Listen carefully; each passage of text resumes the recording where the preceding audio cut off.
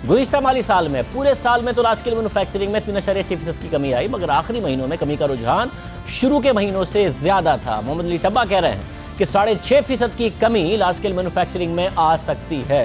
Businessman का कहना है कि मईशत में इस्तेहकाम आ रहा है, मगर बिजनेस कम्युनिटी का एतमाद बहाल नहीं हो रहा है।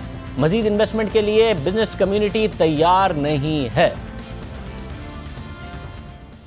आज इतनी अनसर्टेनिटी बढ़ गई है बिजनेस सेक्टर में कि आगे पता ही नहीं कि रोड मैप क्या है, मतलब इन्वेस्टमेंट करें कि ना करें। मतलब अगर आज आप मुझसे सवाल पूछें कि आपका प्लान क्या कि अगले सालों में आप इन्वेस्टमेंट करेंगे, तो मैं कहूँगा नहीं, मैं बिल्कुल इन्वेस्टमेंट नहीं करूँगा, बिकॉज जो इन्वेस्टमेंट कर दी है उसको चलाने के लिए इतने डिफ़िकल्टीज़ और इतने मसाइल बढ़ गए कि आगे तो इन्वेस्टमेंट करना और सोचना भी मेरे ख्याल में इम्पॉसिबल है। खुद समझते हैं कि इस वक्त वो सिनेरियो बिल्डअप हो रहा है कि आप भी एक्सपेंशन की तरफ जाएं जिसमें इंपोर्ट सब्स्टिट्यूशन या एक्सपोर्टेबल सरप्लस के ऊपर फोकस हो, या इस वक्त भी आप समझते हैं कि जो इन्वायरमेंट है उसमें जो एग्जिस्टिंग एक्सपेंशन कर दी है, एग्जिस्टिंग इन्वेस्टमेंट कर दी है, उसको संभालना इस वक्त आपके लिए पहला चैलेंज है?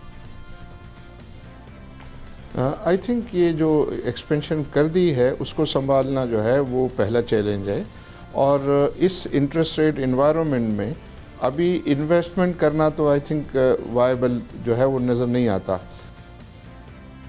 बिजनेस कम्युनिटी की शिकायत है कि फैसले तो होते हैं मगर उन फैसलों पर अमल दरामद नहीं किया जाता। 5 एक्सपोर्ट सेक्टर में इन्होंने कहा कि आप एक्सपेंशन करें, एक्सपोर्ट को आप बढ़ाएं। उसके लिए आपने अभी तक इसकी जो इम्प्लीमेंटेशन है कि $6.5 में जो गैस मिलनी चाहिए, उसकी किसी पर कोई नोटिफिकेशन ही नहीं है। आज मैंने इन्वेस्टमेंट करनी है अपनी टेक्सटाइल में, एक्सपेंशन करनी है प्रोसेसिंग में, वीविंग में और स्पिनिंग में, वो मैं डिसीजन इसलिए नहीं ले रहा कि इसमें गैस अवेलेबल है लेकिन उसके टैरिफ की कोई क्लैरिफिकेशन नहीं है।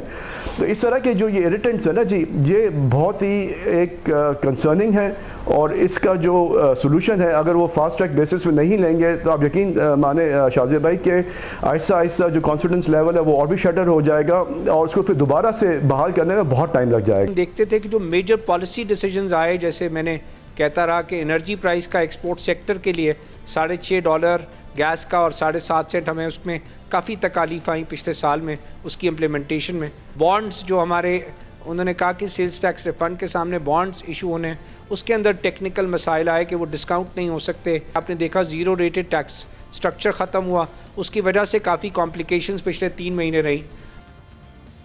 मुसलसल शिकायत है बिजनेस कम्युनिटी की कि वादे हो जाते हैं, फिर हम मस्बत हो जाते हैं, मगर फिर उस पर उस तरीके से अमल दरामद नहीं होता, क्लैरिटी नज़र नहीं आती। दूसरी तरफ स्टॉक मार्केट में लिस्टेड कुछ सेक्टर्स में मुनाफा में भी इजाफा हुआ। ऑयल एंड गैस सेक्टर के मुनाफे में 40% का इजाफा हुआ। रिपोर्ट के मुताबिक डॉलर के मुकाबले में रुपए की कदर में कमी उसकी बड़ी वजह बनी, क्योंकि इन कंपनीज का मुनाफा तेल और गैस की इंटरनेशनल मार्केट में डॉलर की कीमतों से मुंसलिक है। खाद बनाने वाली कंपनियों के मुनाफे में 42% का इजाफा देखा गया, जिसकी बड़ी वजह खाद और डीएपी की जो कीमतें हैं उसमें 23% और 11% का इजाफा है। बैंकिंग सेक्टर को भी शरह सूद बुलंद होने और उस बुलंद शरह सूद पर हुकूमत की तरफ से भरपूर कर्जे लेने का फ़ायदा हो रहा है। शरह सूद 13.2% की बुलंद तरीन सतह पर है। कमर्शियल बैंक को 14% से ऊपर भी हुकूमत को कर्जा देने का मौका मिलता रहा। बैंकिंग स्प्रेड यानी जो शराब बैंक अपने डिपॉजिटर को देते हैं बामुकाबला वो शरह जिस पर बैंक लोन देते हैं, वो 5.6% की बुलंद तरीन सतह पर पहुंची, जिसका बैंक्स को फ़ायदा हुआ। गुज़िश्ता तिमाही में बैंक्स के मुनाफे में 8% इजाफा हुआ। क्या ओवरऑल अब यहाँ से चीज़ें बेहतर हो सकती हैं, इस्तेहकाम की तरफ जा सकती हैं?